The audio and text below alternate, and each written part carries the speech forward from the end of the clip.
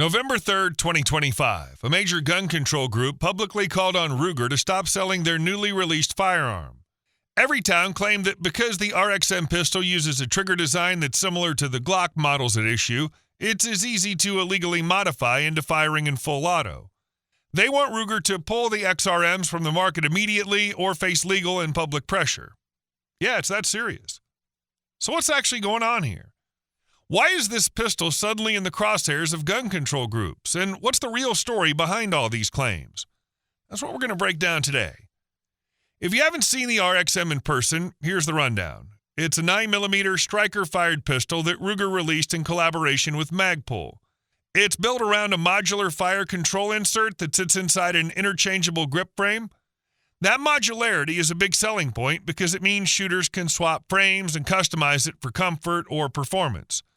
Ruger officially announced it in December 2024 and rolled it out with specs showing a 4.5-inch barrel, Magpul GL9 magazines, and optic-ready slides. It's priced as a mainstream all-purpose handgun, a versatile pistol for everyday shooters. So why the outrage? Two major factors explain it. First, law enforcement across the country has been recovering a growing number of tiny machine gun conversion devices, often called switches or chips, that turn certain semi-automatic handguns into fully automatic ones. These little gadgets are easy to find online, sometimes 3D printed, and can be attached to popular pistol platforms like Glock pattern firearms. Second, activists have noticed that companies like Glock have faced public and political pressure over this exact issue and have quietly shifted their product lines in response. That's the context fueling the campaign against Ruger. Now, to be fair, the data driving this panic is dramatic. The ATF reported a 784% increase in recovering conversion devices between 2019 and 2023. That's not a typo. Nearly 8 times as many of these devices are turning up now as just a few years ago.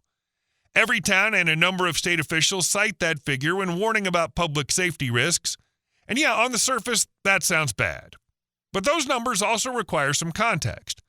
A rise in recoveries doesn't necessarily mean more violent crimes are being committed with these devices. Recoveries can spike for a bunch of reasons. More active enforcement, better reporting, or just the fact that police are now looking for them more than before. Sometimes a device is discovered during an unrelated arrest and never used in a crime. The presence of a device at a recovery scene doesn't automatically mean it was used to commit violence. So while the trend is real, it doesn't automatically justify blaming gun manufacturers for the problem. Let's talk about how this all started.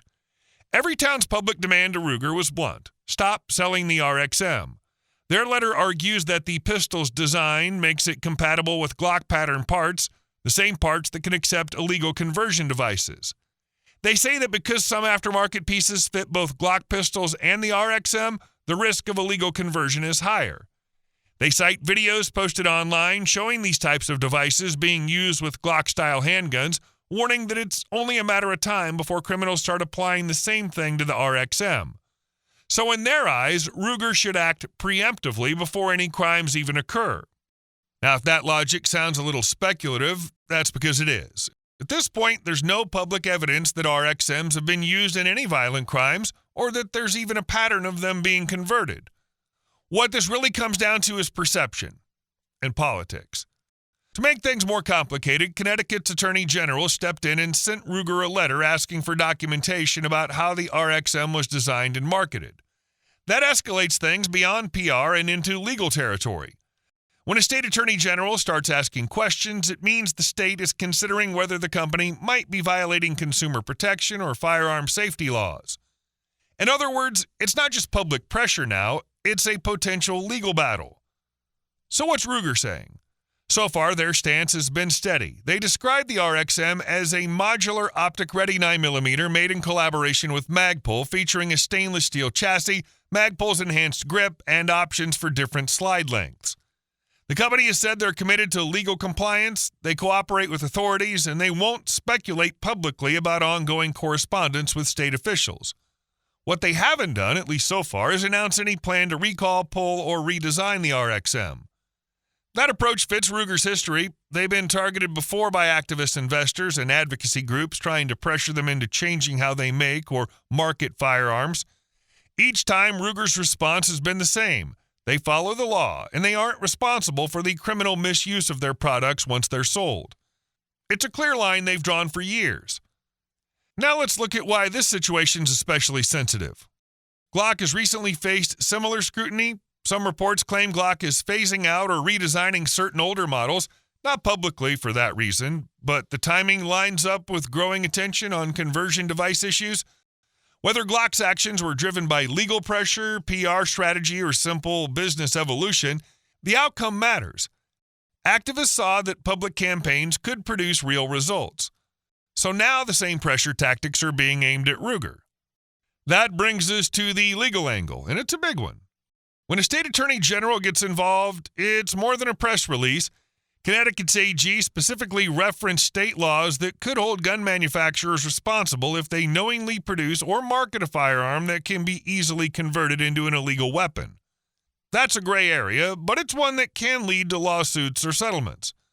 The AG's office asked Ruger to preserve all documents related to the RXM's marketing, design, and communications with Magpul, classic steps taken before potential litigation. And here's where things get even trickier. The RXM uses a modular design. That means there are parts that can, in theory, be swapped out.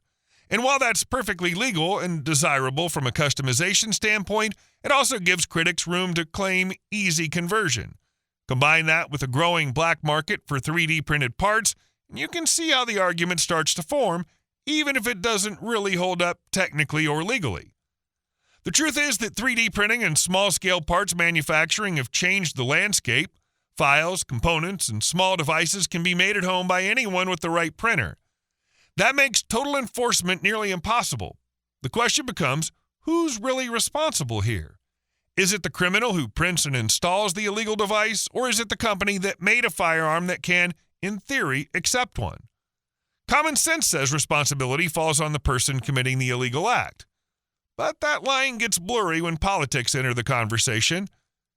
Now, stepping back from the details, this whole issue matters for more than just Ruger. It's a test case for the entire firearms industry.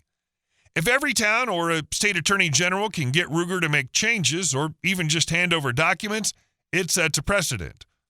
Smaller manufacturers with less legal muscle might buckle under similar pressure. Over time, that could mean fewer new designs, fewer modular platforms, and a chilling effect on innovation. Companies might start playing it safe, not because they broke any laws, but because the risk of controversy outweighs the reward. So what do I think Ruger will actually do? Based on their history, I don't think they'll back down quickly. Ruger has consistently stood by the legality of its products. They've said time and again that the misuse of a firearm by a criminal is not the fault of the manufacturer. I expect them to cooperate with information requests, emphasize that the RXM complies with all laws, and continue production unless a court or clear legal ruling forces them to stop.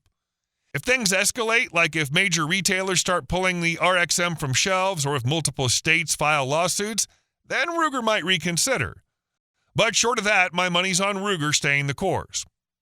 There's also a smarter middle ground that rarely gets attention. Ruger could maintain their stance on legality while still taking proactive steps that show good faith. For example, they could collaborate with law enforcement or research organizations to combat illegal conversion devices.